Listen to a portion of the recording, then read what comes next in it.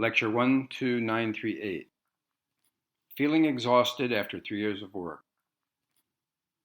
I'm in my first job and about to enter my third year of work. In the beginning, things were relatively simple, but now I'm facing many challenges and feeling exhausted. I wonder if these difficulties are due to spending less time studying or if I should consider looking for another job. When entering a workplace, the problems are the same for everyone. But why does everything become so complicated later on? In a troubled society, even work can present difficulties. Moreover, in a society of joy and well-being, work would not pose any problems. However, learning to navigate in a troubled society is the task of you young people because you will be the ones inheriting it. But if it becomes such a burdensome commitment that you can no longer bear it, you can go somewhere else. But in this case, you must have a clear goal. If you find yourself unable to handle a job that you can no longer manage, choose based on appropriate analysis what you can do once you leave.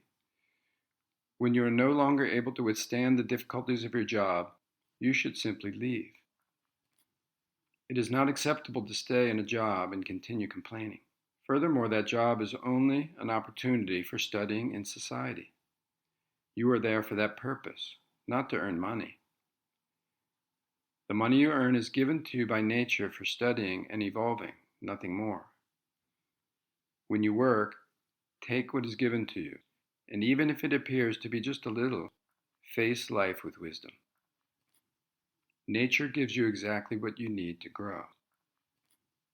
So when you go to your workplace in the morning, you should be well aware that you're going there only to study life. And when you have grown and learned everything there is to learn, you will be promoted.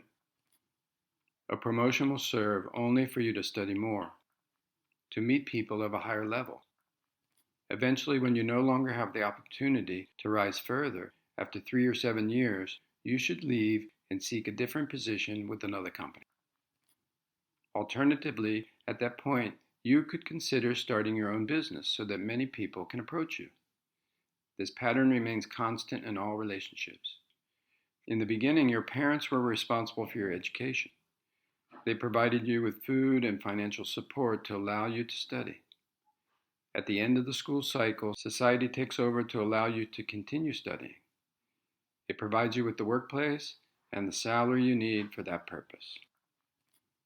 The point is that you're in that place to study, not to work or earn money.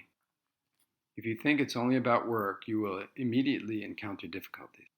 Maybe the people you come into contact with may seem unpleasant or unlikable, but if instead you try to accept and absorb what they can offer you, everything will change and you will feel gratitude toward them.